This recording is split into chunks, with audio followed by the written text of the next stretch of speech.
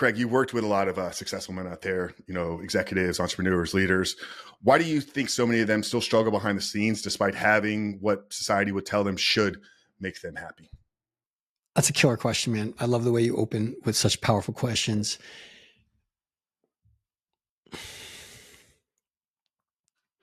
Society gives us a roadmap. Go to school, get good grades, get the money, the house, the wife, the kids, the cars, the toys, the vacations, and you get to the top of Success Mountain and you're looking around and you're out of roadmap. Now what? And that creates space inside, which flares up all the unresolved childhood stuff that workaholism, other addictions, just being busy as hell with fatherhood, family life, running a company, whatever that is, it fills. And when the kids start leaving the nest, when the business is running with the team, not necessarily needing the founder as much, or you sell, or you move into a different phase of your career, all of this stuff that's been unprocessed for decades starts to gurgle and bubble up. And it's a very fertile time. It's a very important time to take seriously and conscientiously. And nothing prepares us for that. And it blindsides most men, don't have the tools, don't have the language, the words, the conversations and the relationships certainly aren't there. And men get stranded. And I think addictions tend to flare up significantly in that space, just trying to cope and deal with the unprocessed emotions. And those emotions typically feel like boredom, emptiness, feeling lost, losing your drive, losing your direction. And that's very unnerving, particularly for high achieving types, type A's, drivers, producers, grinders, that like, what do I do when I don't have to do anything? When my kids don't need me in the same way, when my company doesn't need me, or I don't have to work at all at this point. It's very unsettling. Do you think the map is broken? You mentioned society gives us this blueprint. I think we need a map up the first mountain. The reason there's no map to the second mountain is because it's so individual. I mean, it's what Carl Jung would call individuation. It's what Maslow called self-actualization. There's no roadmap because it's not cookie cutter. First mountain, I'm a doctor, I'm a lawyer, I'm a CEO. Second mountain is so unique and individual, there is no roadmap. There's little hints of them. We know about Maslow. We know about the hero's journey. We know about, various developmental frameworks from Piaget, Erikson. I mean, there's tons of it out there. My work has centered around bringing them all together, kind of like a Venn diagram, and saying, well, where is the overlap? Where is that sweet spot where self-actualization and the road less traveled and the hero's journey, and, I could go on and on about, some pretty esoteric stuff, but where are they all pointing in the same direction? And it's unequivocal where they point to, but it's still not really a roadmap as much as a, hey, there is this mythical, magical destination called fulfillment. It does exist. Most men will never even know what that's like because they don't ever get to the top of Success Mountain.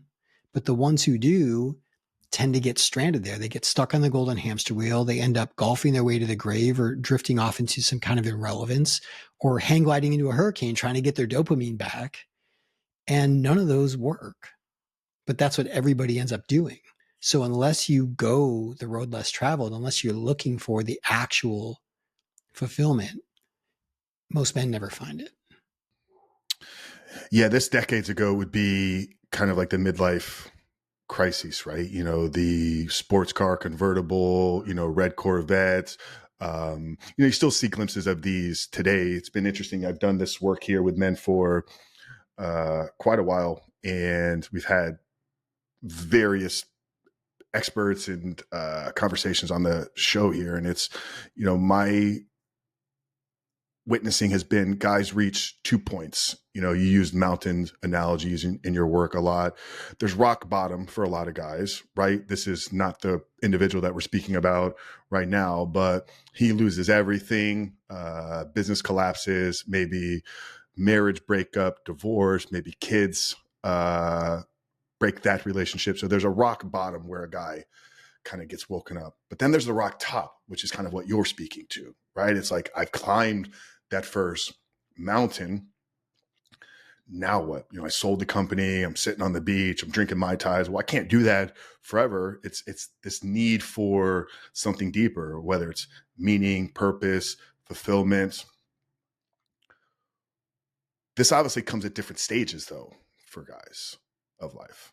Some of them, you know, pro athletes, like they make tens of millions of dollars, and then at 30, you know, they're kind of like, what do I do now? Other people, it's mid 40s when the kids leave. What are the cues internally, I guess, or even externally that a guy could look for that, hey, I'm at this mountain? Like, how do we maybe get in front of that emptiness feeling? Two different questions, or at least I'm hearing two different questions. Let me answer each of them. So the cues are literally the broken record of what's next. Now what? Is this all there is? Like this is the mental chatter that starts to happen because we're used to achieving. We're used to having a benchmark and a next place to go. And when you get to the top of Success Mountain, you realize, okay, closing another deal, making another sale, selling, you know, building another company, whatever it is, having another first mountain goal isn't going to satisfy. You know, I talk to so many men who are like, well, I could start another company, but I'll just be bored again in 3 years. That's a cue.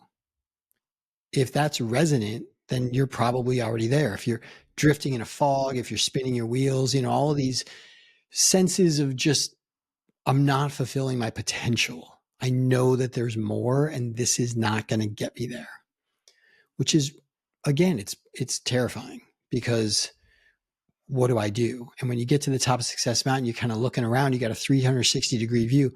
This guy had sold $250 million trauma clinic, like a network of trauma clinics, medical, right? He's a medical doctor.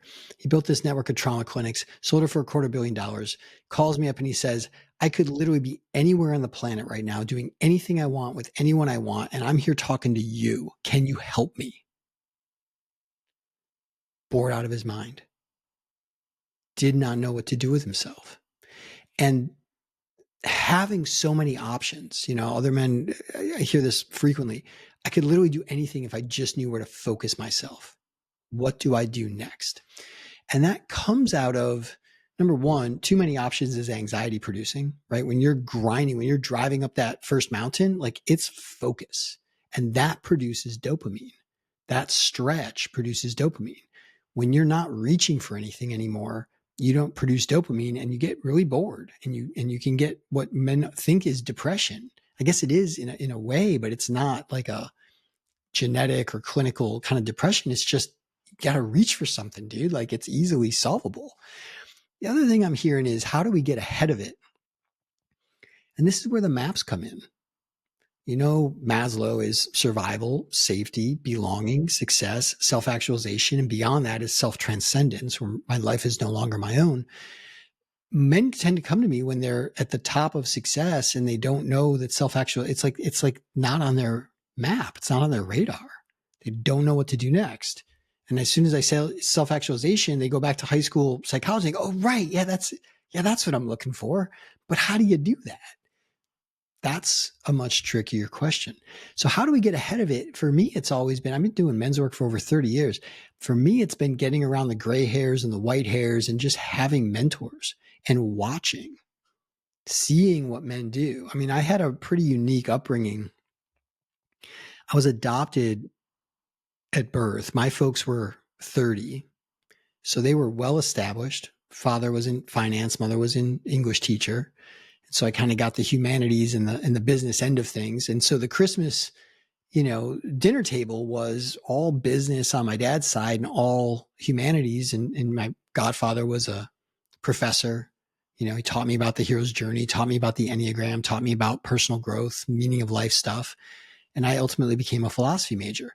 On my father's side, it was all, he was a CPA, became a CFO, private investor, uh, very, very successful Chicago businessmen around the dinner table. And so by the time I was 15, 16 years old, these guys were in their mid 40s.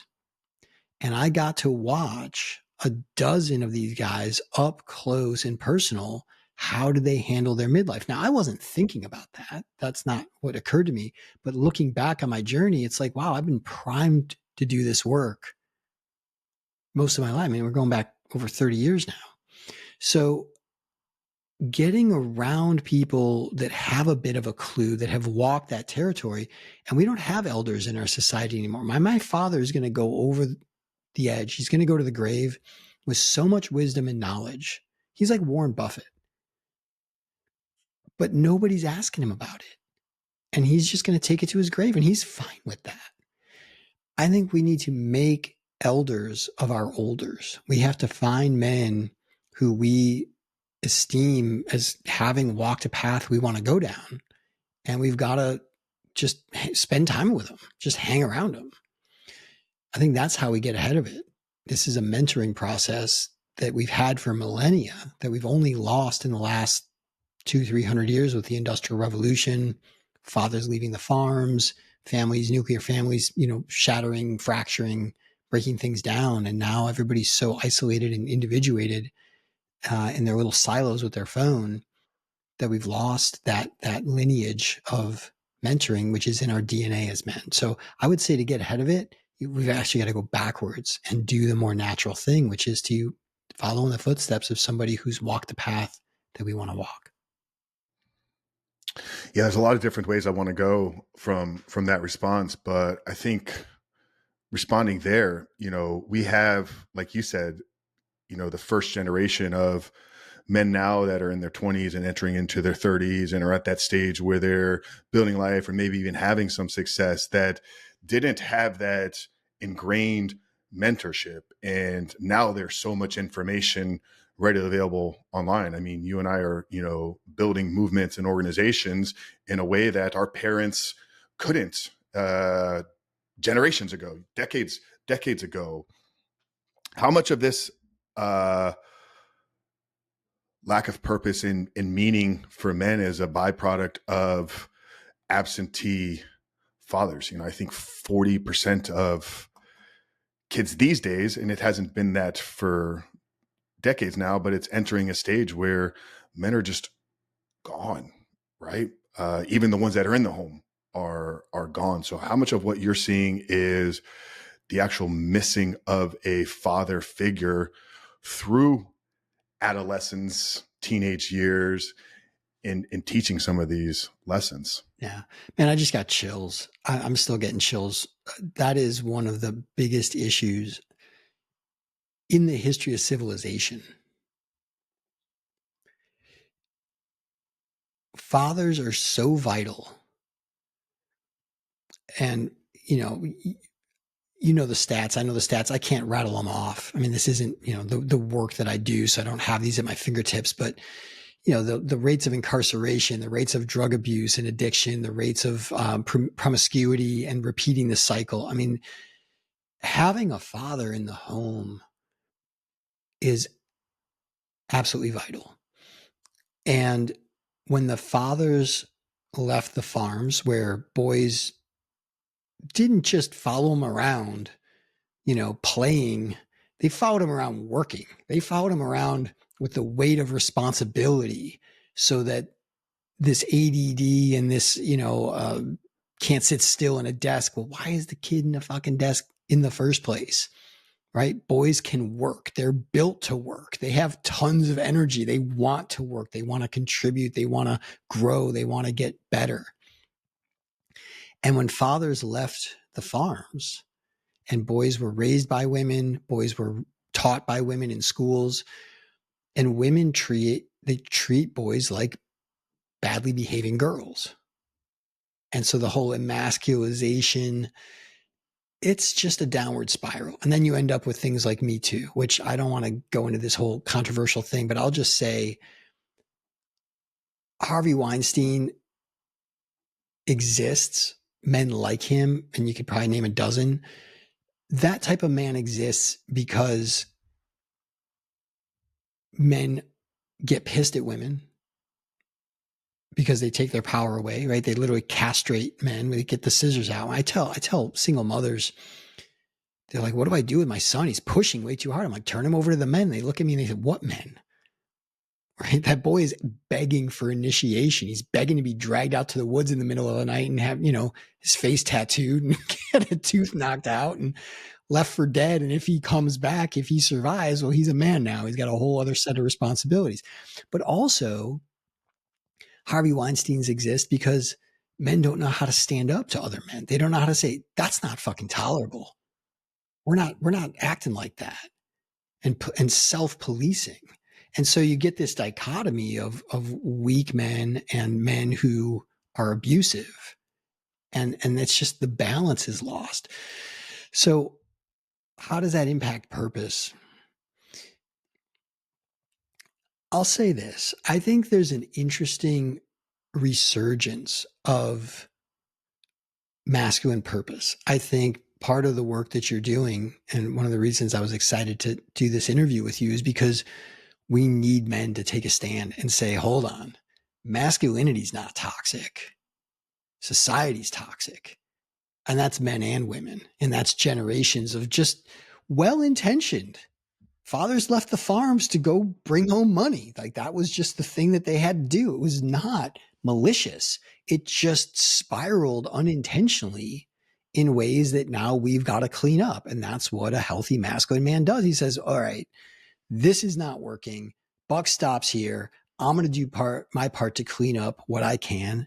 And I'm going to gather other men and be a leader and reweave this ruptured masculine lineage and figure it out. And that's what we're doing. I think there's a resurgence of purpose within that. I think Jordan Peterson brought that to the fore in a big way when he said, clean your room.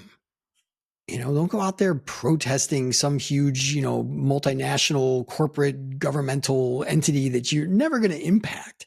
Go clean your room, impact the thing you can impact. Start, and this is boys on the farm, right? You got to start where you are and build from there.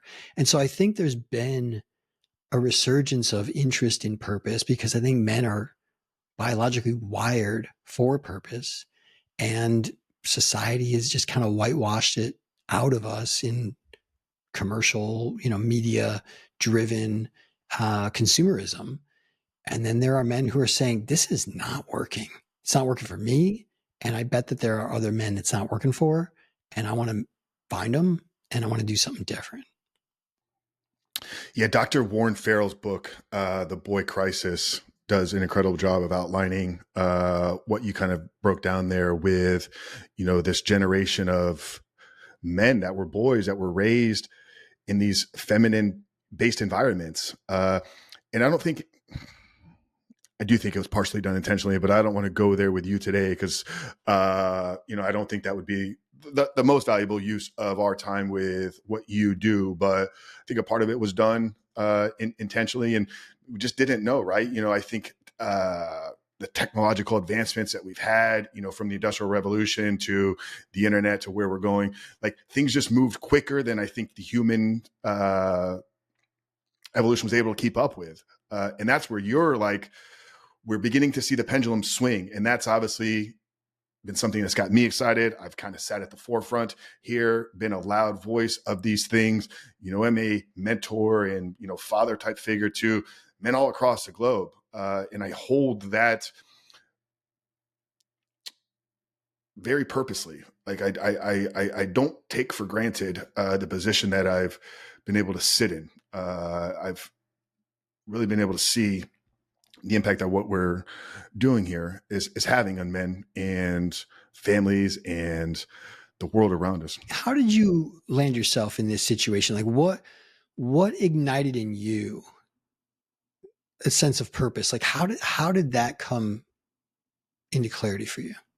Yeah.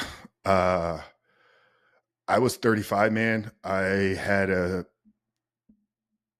moderately successful amateur bodybuilding career, which brought a lot of purpose at the time to me. I climbed up the ranks in the corporate sphere in my 20s and had a lot of success there, and jumped into the entrepreneurship ship at the age of 30, and made a, not millions, but I built a pretty good life for myself through my 30s. At the time, I was also struggling with a lot of inner demons. I saw addiction and depression and mental health issues and suicide throughout my early life. It was kind of a part of our family. And the way that I got out of there was putting my head down, grinding, building a body, avoiding all the pain. So at 35, I hit a rock bottom, rock top moment kind of clarity. The avoidance of a lot of the struggles began to compile up, and it became too much for me to really face. And a big part of my journey, which I was going to ask you about later on, was kind of coming to my faith. So there's a spiritual awakening for me, because I'd always avoided a lot of those conversations. And so that surrender in my life to God and Christ was kind of the first initial breaking point for me. And then being around, like you said, having mentors in my life, guys that were service oriented, led with their hearts, led with passion and purpose first, but were also masculine. I'd been around a lot of masculine dudes, but guys that were ego driven, were selfish. That was kind of the world that I was in, the party scene and drugs and alcohol and just, the bodybuilding world. Like I wasn't in the right type of environment. So when I exposed to men that had those same interests, but with virtues and values first, it kind of opened me up that, hey, there's a different way that I can do this. And then I kind of looked myself in the mirror one day and said, you're a fraud, man. Like I was running a fitness company at the time and doing some other things. And a lot of my message about bodybuilding and fitness was ingrained in build your body so you can become the best version of yourself. Well, I'd conquered the bodybuilding aspect, but I was living a double life. Like, I was secretly hiding addictions from everybody in my life, with porn kind of being the main one. But I was caught up in drugs and alcohol for a long time as well. When I broke those chains, though, like there was this unlocking of what I could only really describe as like a next level, like almost a superhuman flow state, like 24/7. Like I'd been in flow at certain times, but it was like there was this freeness because now the mask had been taken off. So I was able to step into the world authentically and vulnerably.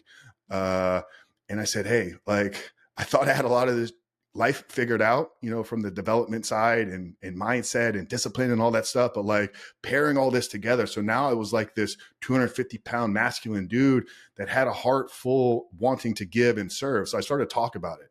And that was the genesis of this podcast. And 6 years ago, 6 days from now, so July 8th, 2019, I launched the first episode, which was just my story, Craig. It was like we had a great marketing company we were running and doing a lot of amazing things in the business sphere. But I said, hey, let me just put this message out there into the world. So I started to share my story. I started going to other podcasts. Apple picked us up, which was pretty cool because we got a lot of early traction and recognition. And I was interviewing guys like yourself. A lot of the early episodes were addiction oriented, but it was really about service. Like, let me give, learning at the same time. Like I've always been a student, very curiosity driven. 6 months into the show, though, like the messages just started to flood my inbox. Like, Frank, thank you for these conversations. We don't see guys like you having this. This was 6 years ago, man. Like there were very few people doing what I'm doing. Now you go on, every dude, every Joe, Dick, Dom, and Bob has a podcast. Like it's kind of become oversaturated, but I was very early in this space. Guys started to reach out and said, Frank, like the things you talk about are unique and we resonate a lot with it. Can you help me? And I was like, I don't know. Just do what I'm talking about on the podcast. And it started to flood in more and more and more. And once again, this is where the power of a network and circle comes into play, because I was at a mastermind event on a Saturday, and everybody was like, Frank, your podcast is crushing, man. Like, we love it. Like, what are you doing with this though? Like, how are you going to, take this to the next level? And I just kind of felt like a calling, man, like something from within me said, hey, you got to step out and see if you can help these men. And January 28th of 2020, like, I did this quick Instagram post where I'm like, I'm looking for 5 guys that are struggling with secret addictions. I'll help and coach you in all this. And it worked, man. Like, I had 3 people respond to it. It's funny. I was telling the story yesterday, literally had 3 people respond and 2 of them joined. Dude, I had no framework. I had no curriculum. I didn't know what the hell I was doing. Like, I got on the phone with these guys and I said, I think I can help. Like, if I don't though, at the end of 4 months, I'll give you all your money back. And those guys' lives turned around. One of them like rebuilt his marriage with his wife and, started to get connected with his kids. The other one went through a physical transformation. By the end of those 4 months, we had 2 more guys enroll. And later that summer of 2020, when the world was shut down, I'm like, I'm going to start another movement in business. And that was the genesis of Rebuilt Recovery, which is now, transitioning into becoming the Rebuilt Man. So yeah, man, it was, I think my own personal journey first, the willingness to do something without knowing where it was going to lead to, service heart first, right? And then just being willing to listen to people around me. Yeah, you found those mentors. You gathered men around you that inspired you, that gave you a sense of direction, that fed your curiosity, and you started growing as a man. And then you were able to take that and pass that on to the next generation through your coaching and through these podcasts. It's beautiful, man. That is one example of how we reweave our ruptured masculine lineage as men. It's a textbook example of it. And hopefully men listening to this will feel inspired they're probably on some version of that journey in themselves. They're either looking in the mirror, realizing they're a fraud. They're facing that they're powerless over their addictions and they need to surrender to something greater than them. They are exploring with curiosity new modes of being, new knowledge, new frameworks for understanding themselves and the world. They're starting to lead with an open heart and service first, and they're starting to mentor those around them. And that's a virtuous cycle, but that is effectively how we come fully alive as men. That is how purpose wakes up in us in some version of that story. Those are the nuts and bolts of it. Yeah. I want to go back to your success mountains analogies that you kind of were talking about at the beginning of the show. So you said a lot of guys will reach the top of that first mountain and maybe set another first mountain goal, or they'll feel kind of compelled to do this. It was interesting because as I was explaining my story, I was like, yeah, I climbed that first mountain. I did the bodybuilding stuff. I got the awards. I got the recognition, did the modeling stuff, like made some money in the business. And it was like, and then I tried to build another one of those, and it didn't work. For me, the second mountain has been about service, and we made a lot more money doing this one, which has been really cool to witness, because I do like nice things. Like, I'm not gonna lie, like I love to enjoy myself and eat great food and go to great places and have cool things. Is that kind of like the difference, I guess, in those mountains? Or I'd love for you to maybe kind of explain, like, what's the difference in that first success mountain versus the second mountain in our second stage of life? Yeah. So I also make a distinction between success and freedom. So on Success Mountain, right, it's all about achievement. And that achievement can look like money, but it can look like, the corner office, accolades. It can look like, um, I met with a guy 2 years ago who had literally won all of the top awards in his industry. And he's like, I go up on stage and I say thank you. And I'm just like, this is stupid. These don't mean anything to me anymore. And it's the same with success. More money, it's like oxygen, right? Like, you need it. It's not like you're not, going to need money. But you realize that more money is not going to make you more fulfilled. That's success. Freedom is when you don't have to work for money anymore, where your capital at work is spinning off enough cash flow that you can sustain your lifestyle indefinitely. Those are very different. And so I'm working with men either who are just about to succeed, they just have succeeded, or they realize, holy shit, I'm actually free. Like a lot of men don't realize that. They've just been grinding for so long. We sit down and do a financial freedom calculator and they go, okay, so I don't actually have to work. And they go into a tailspin for a couple months. Like, I don't know what to do. Where they ultimately spill out is the letting go, right? Facing the parts of them that they've been avoiding for decades with the workaholism, with the distraction, focusing on work, which is important. And I don't think that map is broken. There's no problem there. But, you mentioned the red Corvette and, the sports car and going back to the midlife crisis of, going back to teenager. I think that's what happens. I think somewhere in mid adolescence, 19, 20, 25, whatever, at least in our generation, we had to put that adolescence aside and go and become mature men. But then sort of the bottom falls out emotionally and we go right back to where we left off and go get that sports car and maybe go have that affair or whatever that is, go back to drinking, drugs, whatever, because the emotional work needs to proceed from where we left off. Right? Working on your business is not necessarily, for some men it can be, but it's not necessarily for most men deep emotional work. It's not healing trauma. It's not building resilience. It's just grinding. The second mountain is when we get in touch with that emotional core, which is often immature and a bit wounded, and we start to build from the place we left off and bring our authenticity, bring our heart's true desire into the world in a very vulnerable way, right? You put yourself out there and you said, hey, I think I can help. I don't know. Let's try it. If I can't, I'll give you your money back, right? You were very open about that, but you were inspired and you were willing to try and you were willing to fail.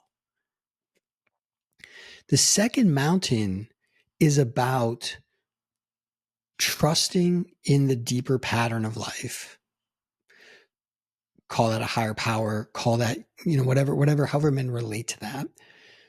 And finding the sense of purpose. And when I say purpose, I want to make a distinction.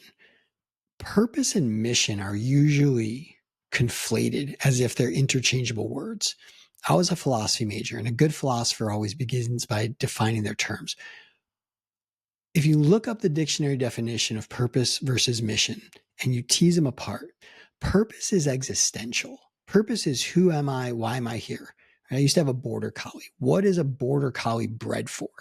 You could take a border collie hunting, but she's not going to be the best hunting dog, right? She's amazing at what she's bred for, right? So you've got to understand what you're bred for. Like, how are you wired to succeed? Mission is what you go and do with that. So purpose is the why, it's existential. Mission is strategic, it's the what. And they're different. So if you climb Success Mountain, you say, I have fulfilled my purpose. Well, now you don't have a reason to exist. That is a terrible existential place to be. But if you climb Success Mountain and say, I have accomplished my mission of achieving financial freedom for my family, boom. My purpose is illuminated by that. And now I pick a new mission. So the second mountain mission is not about more money. It's about more contribution, more impact, leaving a legacy. And that's where that sense of fulfillment ultimately comes from, is I'm doing the thing that I was born to do. I spent the 20, 30 years grinding. That doesn't get you to the finish line. That gets you to the starting line of what you're born for, of what your true purpose is. That's where the self-actualization starts to kick in. Until you succeed at that level, your purpose is just to grind and to get to the top of Success Mountain. It's really clear, right? If you're at survival level in Maslow's, your purpose is to survive, right? Safety, belonging, success. If you haven't reached success, your purpose is just to succeed, is to get there so that you can kind of blossom into the next stage where you realize the deeper, more authentic truth of who you are and why you're on this planet. And that's a process. But that's how I make a distinction between the first mountain and the second mountain. Success versus fulfillment. Yeah, no, that's really good. I think I just clarity of terms, like you said, I think is key and crucial. Um, Working in addiction, you know, for us, freedom is like not being a slave to an external, right? Like not being a slave to whether it's an emotion or uh, a vice, a substance, or any of these. Your freedom, I think, is coming more from the financial side of things. Like you got to hit this level of sustainability within life to where is it, because that's going to be different for everybody, right? So I guess the question coming up for some of the audience, right, that is maybe climbing up that mountain, but working through addictions, like how can they experience maybe a freedom or a sense of meaning and purpose while they haven't yet still achieved true financial freedom? Is it Yeah. Well, possible? that, like I said, that is your purpose. That's your focus, right? You're not going to get beyond. I think a lot of men try to hurl themselves into the great, contribution phase Mm-hmm. too soon. Yeah. And there's a time and a place for things. And I think men can have a spiritual awakening while they're still grinding. I think that's possible. And I think, having a community, whether it's a church or a men's group or a mastermind, I think is vital. I think giving back is crucial. But that's not the primary focus of your life until you've achieved a certain amount of financial stability and ultimately independence. That's got to be the focus. And so just letting that be okay. One of the things we were talking about before the show, which I think is important to touch on, is where does addiction come from? And how does purpose help us wrestle ourselves free of our addictions? Because everybody's an addict. Everybody. People that tell you they're not addicts are lying to themselves, which is a very addict thing to do. The primary addiction is to controlling my state, controlling my environment, controlling, right? It's this panic attempt to try to make things the way we think they should be in our little ego mind versus surrendering to the way things actually are and getting aligned with life as it is. And that includes our purpose, who we are, and how we're wired to succeed. I think a lot of men are out there grinding. You were talking about, we're in this era of overabundance of information. How do you filter that? How do you know who to follow? I mean, Hormozy's brilliant, but I'm not built to be like that guy.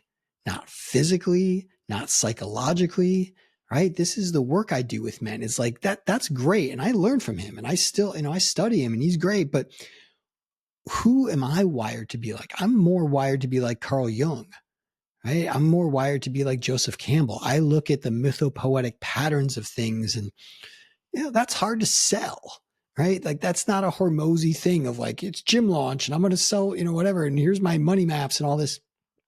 That stuff's brilliant. And there's different types of intelligence. We've got to figure out, what am I wired for? And when we get out of the inauthenticity and the attempt to control and try to be like Hormozy or be like Elon Musk or be like, pick your poison and just accept, oh, I'm not like that guy. I can learn from him and I can appreciate him, but I'm not going to build what he's building. I'm going to build the thing I was created to build. And getting aligned with our true purpose, our actual authentic self, frees up a lot of that need to control and that need to, for me, it was always stimulants, right? Like I remember looking at a bottle of Sudafed back when you could buy that stuff over the counter. I mean, this was 25 years ago. And looking across the kitchen counter, I think I just smoked some weed and I was like, I'm addicted to that shit. Like that stuff is, and it's amphetamines, right? But I was using that to push that and Red Bull, until my guts fell apart. And I was like, well, I got to quit that stuff. But I was trying to squeeze myself into a lane that I just don't fit in. And when we stop doing that, it's kind of an extreme example. When we stop doing that and we just come back to our breath and we come back to our heart and we come back to what's true about us and we accept the things that happen to us that traumatize us, because addictions don't come out of nowhere. They come out of trying to feel better. They come out of trying to cope with the things that happen to us that we weren't in control of when we were too little. Doing that work and surrendering to a higher power is going to give us a sense of relief. And in that space, I mean, I'll tell you right now, the addiction I'm battling, sugar. Being adopted, sugar was in my formula. I mean, this is a lifelong addiction, lifelong, like from since I was breathing, right? Sugar was in my system. It's like fighting a heroin addiction. It's brutal and it's everywhere. But the more I'm able to just be and breathe, the more I feel the presence of God inside me, the more I feel that sense of this is who I am and I'm designed perfectly for the purpose that I'm here to contribute to the world. And everything else is just an illusion. And I'm battling my own mind and that stresses me out. And then I feel like, I start craving. So the connection between addiction and purpose is massive. And it's not something you're just going to break in a weekend. But the more we get in touch with our purpose and the more we start to live it and live it at a pace that's actually sustainable, the more those addictions start to melt away, in my experience. So true, man. The amount of men I've had reach out to me that are in their early, mid, even late 20s, even early 30s, and they're struggling with addictive behaviors, compulsive masturbation and pornography. Are like, Frank, I'm struggling to find my purpose. I'm like, first off, your purpose right now is to figure out how to get free from this thing that's holding you back. The next purpose is to build a life of success, like you said, before you go out there and try to, like you said, be philanthropic. You mentioned you dropped Jordan Peterson earlier, rule 5, clean up your house before you go out there and try to change the world. It's like, it's not make your bed before you try to go make somebody else's. No, it's actually get your house in order financially, systemically, like whatever, like the house, the family, all that stuff, prioritized to where they're protected and provided for. Then you can go out there and try to help somebody else. There's, once again, and this could be a byproduct of just the media and the world, and you see everybody live your purpose, live your dreams. It's like, no, man, like take care of you first. We will change the world by everybody changing their homes first. So I'm glad you kind of like brought that to light there. Yeah. Yeah. I mean, focus on the things you can control. I can't control what the UN is doing or whatever powers that be. I have no control over that. I can control waking up, getting outside, getting my mitochondria, setting that circadian rhythm, burning the glycogen out of my liver, starting my day in ketosis. I can control that. And that's a positive upward spiral. Control the controllables. Obviously, we want guys to check out your purpose mapping. Guys, it's linked down there below. But if we can, maybe just get a slight behind the scenes look if that's possible. So, you have these guys that come to you and you're going to help them discover this second mountain or this deeper purpose. Can you walk us through, maybe the first step of what somebody maybe hearing this, something they can kind of begin to take action on? Obviously, reach out to Craig, book yourself a session, but is there something a guy can maybe begin to kind of do internally with himself here today? First thing I ask everybody, and I ask them every time I meet with them, every one of my clients, on a scale of 0 to 100, how aligned, fulfilled, and in flow are you feeling? Yeah. So Frank, right now, how aligned, fulfilled, and in flow are you feeling in your life these days? Just 0 to 100. What number pops up for you? It's such a big scale, man. And I don't know. because I don't want to misshoot it. I mean, I feel I'm walking in my purpose every day because I never set out to do any of this. It's incredibly impactful and it brings just massive joy and fulfillment, but there's a grind to it as well. So like, I don't know, like, is the purpose sometimes supposed to be grinding? Cause I still have the doubts, like, because there is this element of me that's like, it's not just about the impact. Like I'm also, like I said, cause I'm still young, man. Like I'm trying to build like an incredible company. Like there's a big machine that we're trying to build because I think the purpose for me, I got pushed into mastermind one time. It was like very early on. Mentor of mine was like, Frank, what are you trying to do here? Like I was just starting the podcast, just had a first couple of clients. I want to help guys. It's not clear enough. I want to help a lot of guys. It's not clear enough. Like I want to reach and impact 100 million men and get them free of pornography. There you go. Okay. Well, how am I going to do that? I'm not going to do that sitting here with a single microphone and only myself, right? Like there's going to be a team, a movement. We're going to have to build systems and processes to do all this thing, thinking like an entrepreneur, right? Like, so I'm integrating like the business mind of me, but also now the service oriented. So yes, do I feel like I'm walking in exactly what I'm supposed to be doing? Absolutely. But I run into a lot of roadblocks every single day as we're trying to, continue to scale in all of this. So I would say, man, I'm probably, a scale of 1 to 100, like somewhere in the 90s. I don't know, but I'd say probably 90-ish. Great. And it doesn't matter if it's a 27 or a 97 or a 67. All that matters is you put a clear point A on the map. So again, this is what I'm asking everybody to do. So just where are you at 0 to 100? And then Frank, the next question from there is what's one thing that's going well? Because this puts dopamine straight into your brain. What's one thing that's going well for you? Yeah. Purpose wise, our community is thriving and excelling. We have leaders in the organization that are leading the men. We're having breakthroughs daily. So I think the community and brotherhood, we call it our rebuilt man brotherhood, is going incredibly well. Love it. So you feel a little better, right? It's like, things are going well. And that literally is scientifically proven to put dopamine in the brain, gratitude, just focusing on what's working. And then the third question is, what would get you closer to 100? Real talk, figuring out, we've gone through a little bit of a front end conversion struggle. And I think it's due to multiple reasons, social media channels, changing algorithms. We lost a big dip of our reach there. We haven't yet figured out the pay traffic side of things. And I think there's just been a change in how people are even, I'm talking real here, how people are even perceiving the industry that I'm in. We did a lot of high ticket stuff for a couple of years, and I think that market became not oversaturated, but you go on social media these days, and everybody's selling a high ticket program. So I think people have become immune to that. So figuring out what's going to be the conversion metric, and then the scale model once they're kind of in.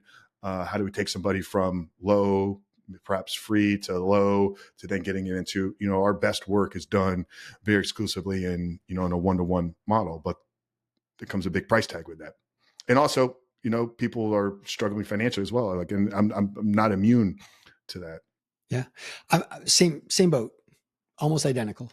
The market's shifting, trust recession, all these things are happening. It's just what's true, right? So what I heard you say though is what would get you closer to 100 is figuring out the front end product market fit, how you word it, or how you get people's attention and then sort of draw them into trusting you and starting a working relationship that can. We're seeing some success in some new models that we're testing. We've repositioned language and front end offer funnels and all that stuff, and have really doubled down on certain types of content and drive things that are seem to be working a lot better. Whereas in the past, like there was just this machine that I had where we could clip things, reel them, put some graphics, boom, it would scale up 1 million views. It was like, it almost became too easy. Yeah. The market keeps moving, and this, men get out on the ocean, right? And we, in these tiny little boats, and we go whale hunting, and it's insane what we put ourselves through, but it's never the same. It's always moving and evolving and challenging us. So the last question of this is, okay, what one tiny thing can you do today that will move you closer to 100? What is the highest leverage thing that you can actually get done today if you got nothing else done to move that needle towards 100? Yeah, I'm sitting on 2 offers right now that are like this close to completion that for whatever reason, I seem to get distracted on the day-to-day stuff. So sometimes and this is where we brought some internal people in here recently to kind of get me out of in the business so I can work more on it.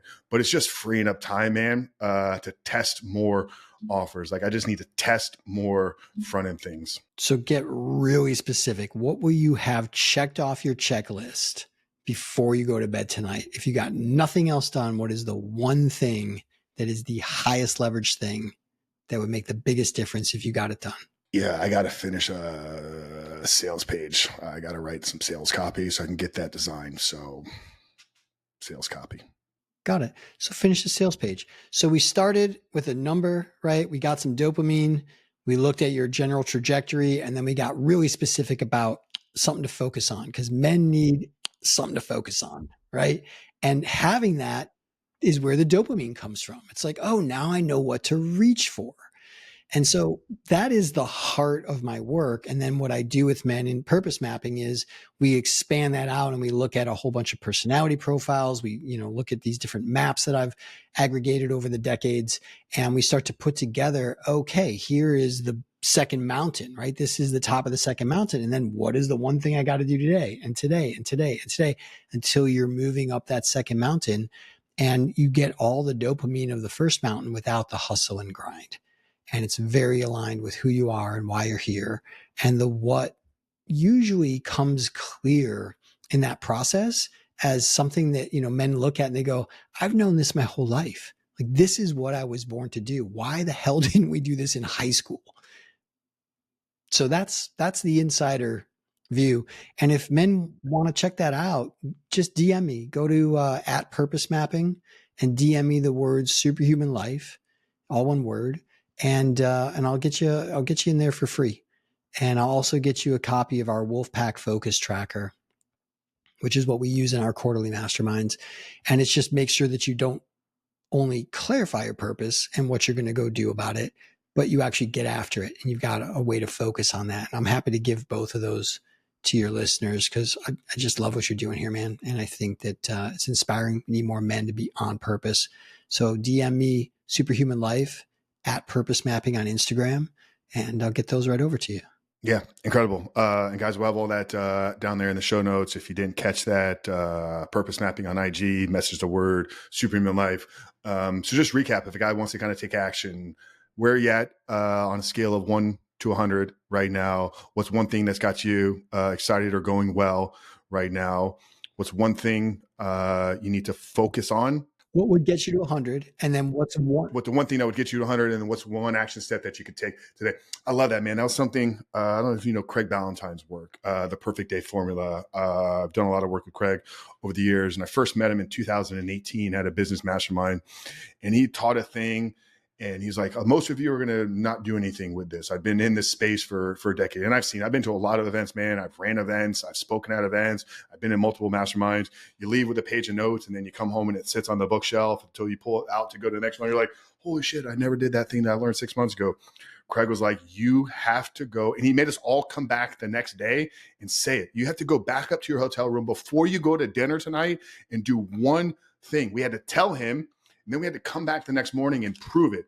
And that's where I think just a lot of people are just stuck. They're in what I call mental masturbation, just consume without the doing part. So I love that. It's like, what's the one thing you can take away? So what's the one thing, Craig, that you would hope guys would take away from this conversation? That you're not alone. For fuck's sake.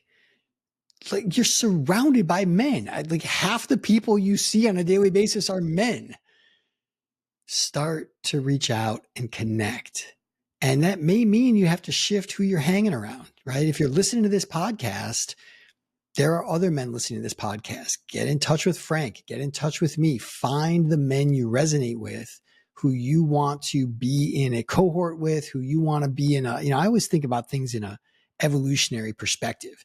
right? 100,000 years ago, if we're out crouching on our hands and knees through the savannah, right, trying to hunt elk or something like that, who do you want in your hunting party? Who gives you the sense of confidence that you're going to be able to take down some worthy game? And then that's where you're going to get your sense of fulfillment from. That's where you find that sense of coming into focus with your purpose, because you're going to do the thing that only you can do uniquely in that hunting tribe. So you got to find your tribe. And if that's the guys around you now, great. Deepen the conversations. Hey, did you listen to that podcast? Yeah. Let's talk about it. Who can we go find as a gray hair or a white hair to mentor us? Let's go take that guy out to lunch and just talk to him about his business, talk to him about what he knows, talk to him about fatherhood, being a husband. You know, the older generations have tons of wisdom that is just lost in the social media fray. Go have a real conversation with some real men. That's what I would say to take away from this.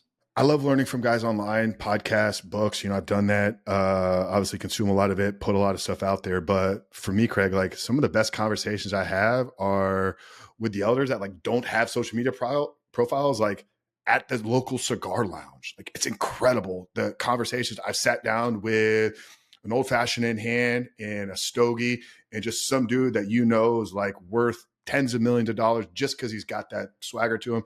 Doesn't even have an online profile, but he's there connecting and you're just sharing, likewise interests. Incredible, man. Last couple questions here, maybe wrap it up and drive it home here. What do you think is the one thing that most guys need to maybe unlearn, whether it's a belief or a thought, in order to experience this real freedom? Wow, that's a huge question. Unlearn.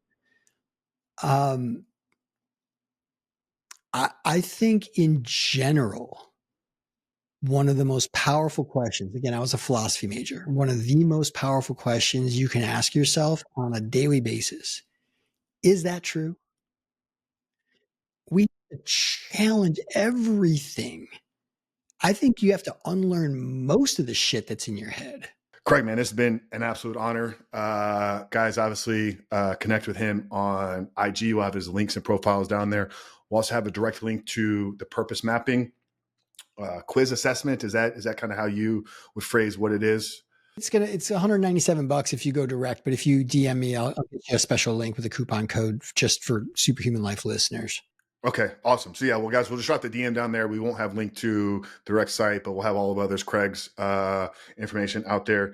Well, Craig, we'd love to end every conversation here with the same and final question. Really have enjoyed today's conversation. Our show is called The Superhuman Life. So coming from a philosophy background and the work you do with purpose and meaning with these guys, how would you specifically define living a superhuman life?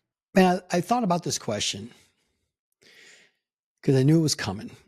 And again, first thing a good philosopher does is define their terms. So, defining what is superhuman. And it's, extraordinary. It's extra human. Well, then I started thinking about what is human. And ultimately, human it's a genetic thing, right? But there's a consciousness component. We reflect on meaning. We create art. We have a sense of ethics and morals and purpose. And what I ultimately came to was superhuman is a lot like saying organic food. Up until the 1950s, everything was organic. What we've got now is a facsimile of humanity. I think just being human, getting down to the roots, eating real food. I went full carnivore in January.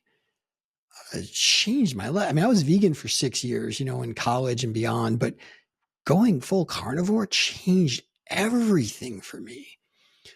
Getting back to what's real and sitting with the transcendent that lives within us, the higher power. I mean, just getting in touch with the things that the phone is a distraction from, I think is the most human thing we can do.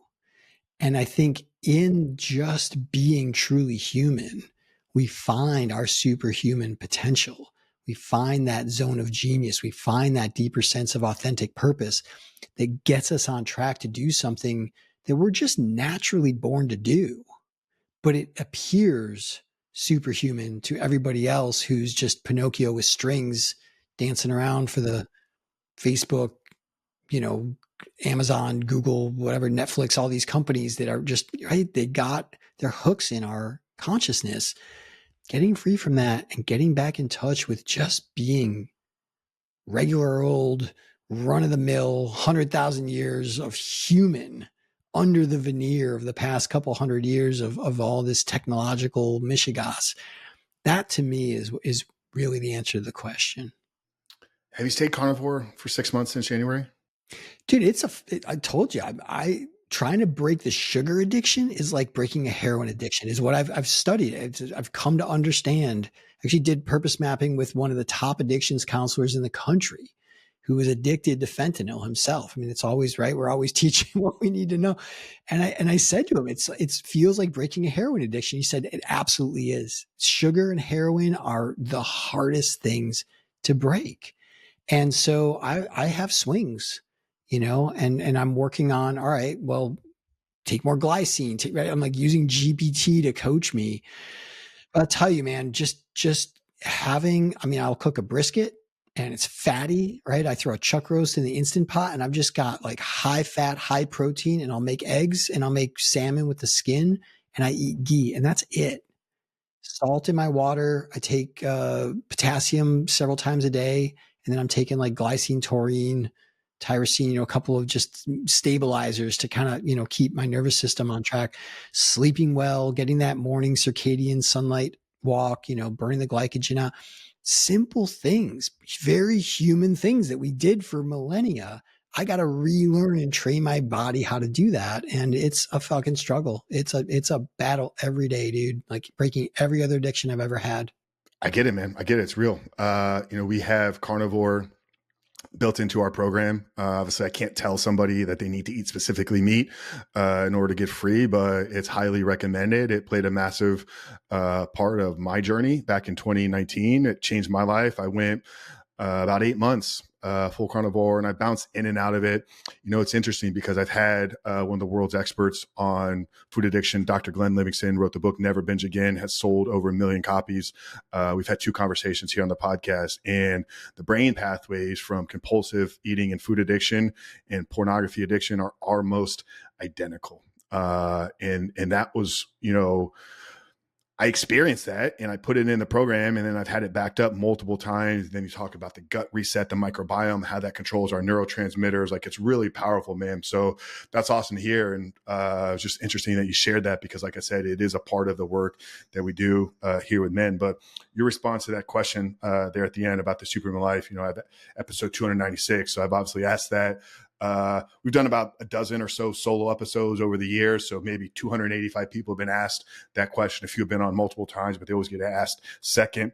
Easily top 3 response, in my opinion, Craig. So I really appreciate it. It's returning back to that human state, or almost returning back to a childlike type of living before the world kind of conditioned you, before the world kind of suppressed you down. So Craig, it's been an absolute honor. Guys, connect with him on Instagram at Purpose Mapping. Send the word Superhuman Life if you want to go deeper. But as always, rate, review, share this one. This one specifically, like, we all know you have one person in your life that needs to hear this conversation. So do us the favor, but more importantly, them the blessing by sharing it. But Craig, it's been an absolute honor, man. Excited to stay in touch, stay connected, continue to see the work that you're doing out there. So guys, we appreciate you hanging out with us. Coach Frank, Craig, we love you guys. See you in the next one.